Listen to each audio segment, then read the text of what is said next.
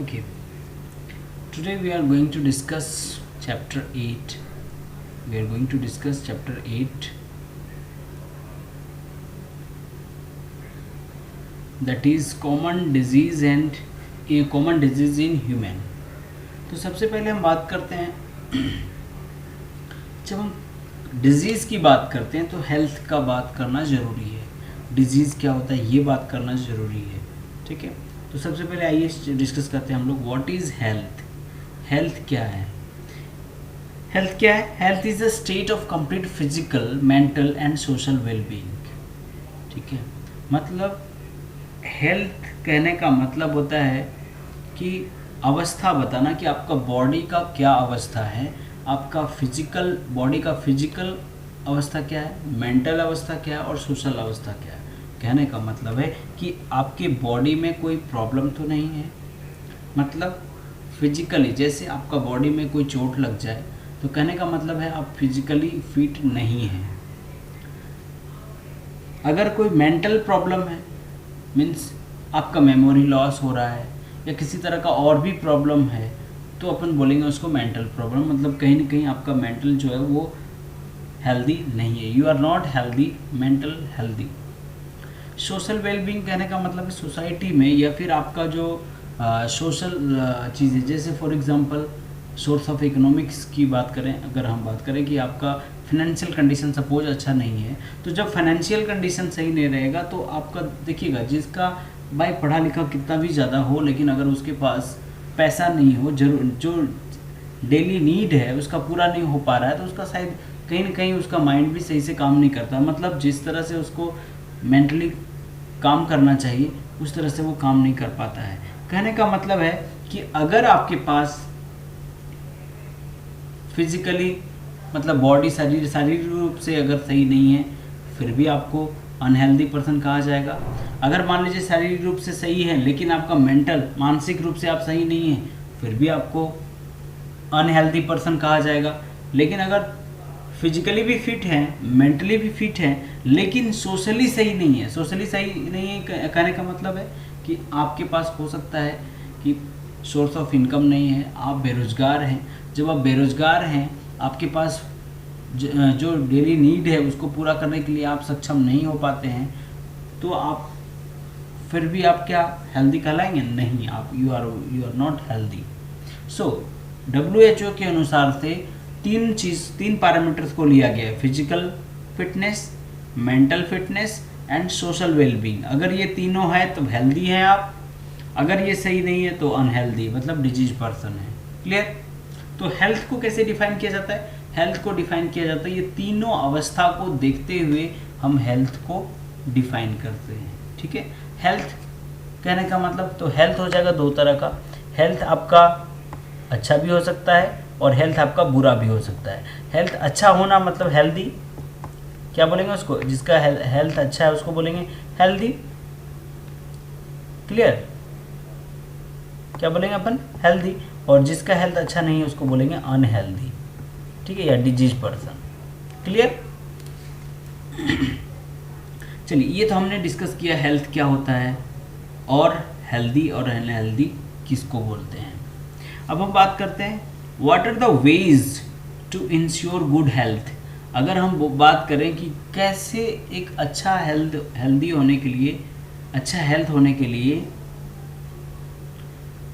क्या क्या ज़रूरत पड़ेगा, हमें क्या क्या ज़रूरत पड़ेगा?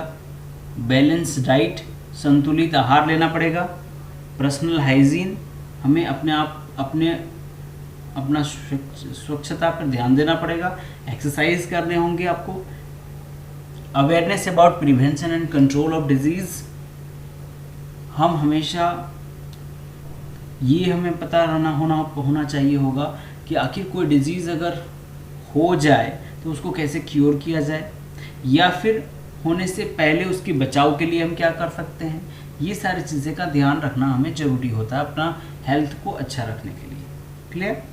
Proper waste disposal and control of factors, जो वेस्ट मटेरियल है, जो वेस्ट प्रोडक्ट्स आपके घर से निकल रहा है या जो भी आपके आसपास वेस्ट मटेरियल्स है उसको कहाँ डिकम्पोज करना है, कहाँ फेंकना है, और आप कैसे वेक्टर्स को कंट्रोल कैसे करेंगे, मीन्स वेक्टर मतलब क्या होता है, बहुत सारे माइक्रो ऑर्गेनिजम्स हमारी बॉडी में डायरेक्टली नहीं आता है, किसी न किसी माध्यम से आता है। जैसे फॉर एग्जांपल अगर हम बात करें मलेरियल पैरासाइट का वेक्टर कौन है, दैट इज मॉस्किटो। तो मॉस्किटो को हम कैसे रोकें, अगर मॉस्किटो को हम रोक पाएंगे तो मलेरिया पैरासाइट हमारे अंदर नहीं जाएगा।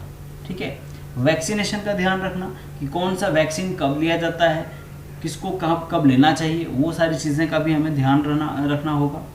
क्लियर, वैक्सीनेशन का। नेक्स्ट क्या हमें ध्यान रखना है और क्या चीज़ हमें डिस्कस करना है, दैट इज हमने क्या बोला, ये प्रॉपर हेल्थ के लिए हमें क्या क्या ज़रूरत पड़ेगा उसके बारे में हम लोग डिस्कस कर रहे हैं। इसके अलावा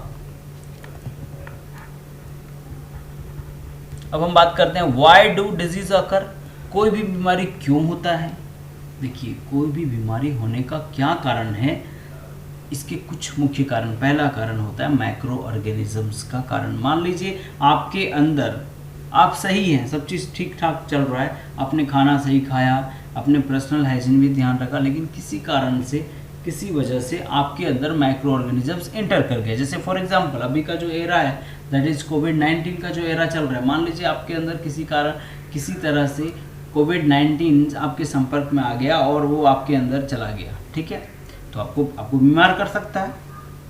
दूसरा रीज़न जेनेटिक रीज़न हो सकता है, आपकी अनुवांशिक, आपकी जीन ही जो आया है आपके मम्मी पापा से या आपके फोरफादर से जो आया है वो कहीं ना कहीं डिफेक्टेड है, मतलब उनमें प्रॉब्लम था तो आप में भी प्रॉब्लम हो जाएगा, क्योंकि वहाँ से इनहेरिट होकर के आया है। तो क्या हो सकता है वजह, जेनेटिक रीज़न हो सकता है। Micro organism that is infections का वजह हो सकता है। क्लियर।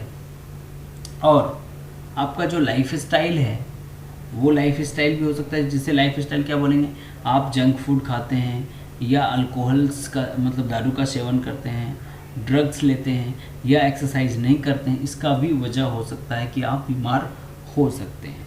क्लियर।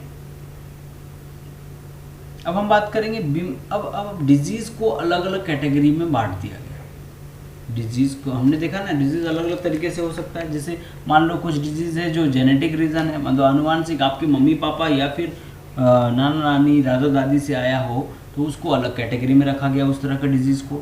कुछ डिजीज़ जो माइक्रो ऑर्गेनिजम्स मतलब सूक्ष्म जीवाणु से हो रहा था उसको अलग कैटेगरी में रखा गया। क्लियर। कुछ डिजीज़ ऐसा है जो आपके लाइफ स्टाइल्स ख़राब होने की वजह से हो रहा है, मान लीजिए आपका ऑर्गन फेल्योर या फिर ऑर्गन सही से काम नहीं कर रहा, उसको फिर अलग कैटेगरी में रखा गया। मीन्स डिजीज़ को भी अलग अलग ग्रुपिंग में रखा गया है, किस तरह का डिजीज़ हो रहा है उसको उस तरह के डिजीज़ के ग्रुप में रखा गया। ठीक है।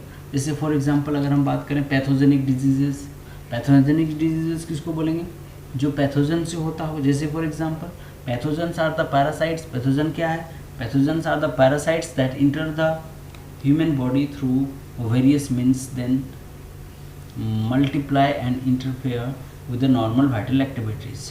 पैथोजन क्या होता है, पैथोजन्स एक्चुअली क्या है, these are the micro organisms which enter in our body, जो हमारी बॉडी के अंदर इंटर कर जाता है और हमारे बॉडी के नॉर्मल फंक्शंस जो है, हमारा जो काम है उसको ख़राब कर देता है, बिगाड़ देता है या बाधित करता है। ठीक है, इस तरह से डिस्टर्बेंसेस क्रिएट करता है हमारे बॉडी में आकर के और दैट क्रिएट प्रॉब्लम्स। ठीक है, that is called pathogenic diseases. Clear. तो ये हम लोग जस्ट शुरू कर रहे हैं। अब हमें याद रखना पड़ेगा कि कौन सा डिजीज़ किस माइक्रो ऑर्गेनिजम्स या किस पैथोजन्स के कारण होता है। तो आप ये वाला याद रखिएगा, ये जो लिस्ट मैं आपको भी दिखा रहा हूँ, शो कर रहा हूँ, देखिए ये वाला आपको याद रखना है। ठीक है, जैसे पैथोजन सैल्मोनेला टाइफी। ठीक है, ये टाइफाइड किसकी वजह से होता है, सैल्मोनेला टाइफी की वजह से होता है। स्प्रेड कैसे करता है, कॉन्टामिनेटेड फूड एंड वाटर के थ्रू स्प्रेड होता है। साइट ऑफ इन्फेक्शंस, कहाँ पर हमारे बॉडी में इन्फेक्शन क्रिएट करता है, ये स्मॉल इंटेस्टाइन में। सिम्टम्स क्या है, लक्षण, अगर कोई मान लीजिए किसी को टाइफाइड हो गया तो उसके लक्षण क्या है, हाई फीवर होगा, स्टोमक पेन होगा, हेडेक होगा, लॉस ऑफ एपेटाइट होगा। दीज आर द कॉन्स्टिपेशंस होगा, intestinal perforation and several cases. ये सब these are the symptoms. Intestine मतलब पेन होगा इंटेस्टाइन में, ठीक है, हेडेक भी हो सकता है, कॉन्स्टिपेशन, मरोड़ आएगा पेट में। तो these are the symptoms. Confirmation test, कौन सा टेस्ट करेंगे अगर आपको पता करना है कि टाइफाइड है या नहीं है, तो विडाल टेस्ट होता है। तो ये जो चीज़ है, हम क्या आपको पूछेंगे कि बताइए टाइफाइड में कौन से माइक्रो ऑर्गेनिजम्स के कारण होते हैं, मतलब इसके पैथोजन कौन से हैं, कैसे फैलता है, ये सारी चीज़ें हम बात करेंगे आपको। उसी तरह से in case of other diseases आपको याद रखना है।